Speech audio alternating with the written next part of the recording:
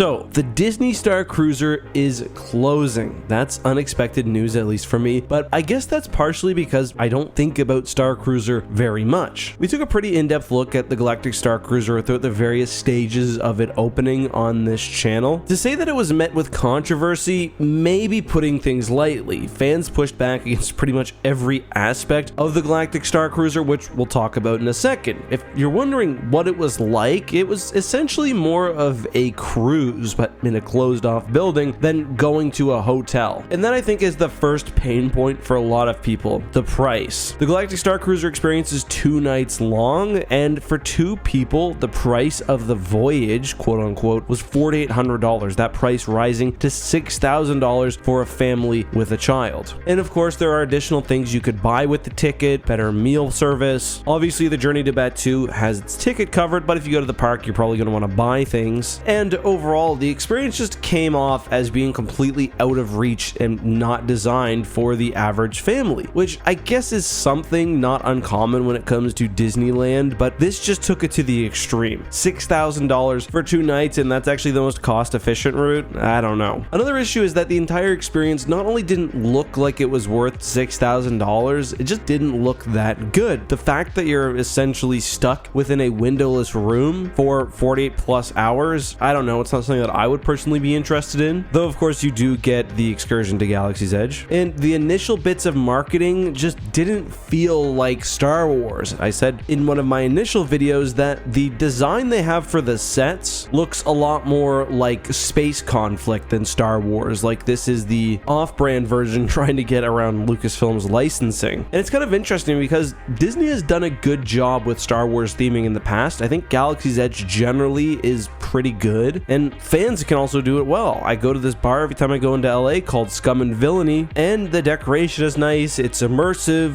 I feel like they could have done a better job with the Starcruiser. That being said, by most accounts, people who took the journey seemed to enjoy it, but Starcruiser got, I'll just say, a lot of backlash when it comes to influencer reviews. They did have influencers go to the hotel, and the fact that it's just so unobtainable to the average person, and anyone who goes to review it is seemingly getting a really big gift. For a lot of people, it was hard to take those reviews seriously. And I've got to say, this has got to be one of the most negatively reviewed pre-launch experiences that Disney's ever had. In reference to Starcruiser, which is having its last run in September, Disney said the following: Star Wars Galactic Starcruiser is one of our most creative projects ever and has been praised by our guests and recognized for setting a new bar for innovation and immersive entertainment. This premium boutique experience gave us the opportunity to try new things on a smaller scale of 100 rooms, and as we prepare for its final voyage, we will take what we've learned to create future experiences that can reach more of our guests and fans. First of all, the use of boutique, premium over and over again in that statement, I think, is a recognition by Disney that this was an exorbitantly priced experience, but I do hope that they have learned from Starcruiser. And I mean, I said at the beginning of the video that I was surprised by this, but in hindsight, I probably shouldn't have been. Earlier this year, they had already started ramping down the amount of what they call voyages, basically blocks where people can stay a week. At that point, they were already selling through December 2023, so I'm just guessing the lack of sales even there probably played a large part into them deciding to close the hotel. But even still, we never saw major price reductions, and I guess that could be an indication that the hotel just cost so much money that it wasn't feasible. And I'm just not surprised, because the really rich folk who can drop a cruise worth of money on this probably went early and aren't going to go again. And that's partially due to the fact that Starcruiser is not really a hotel, it's more like an interactive experience, like a really long theme park ride where you can go to sleep and wake up immersed in Star Wars. And that's cool, but I don't think the price justifies that for a lot of people. I think the far better move is to make a still expensive, let's be honest, it's Disney, but significantly less expensive Star Wars hotel experience.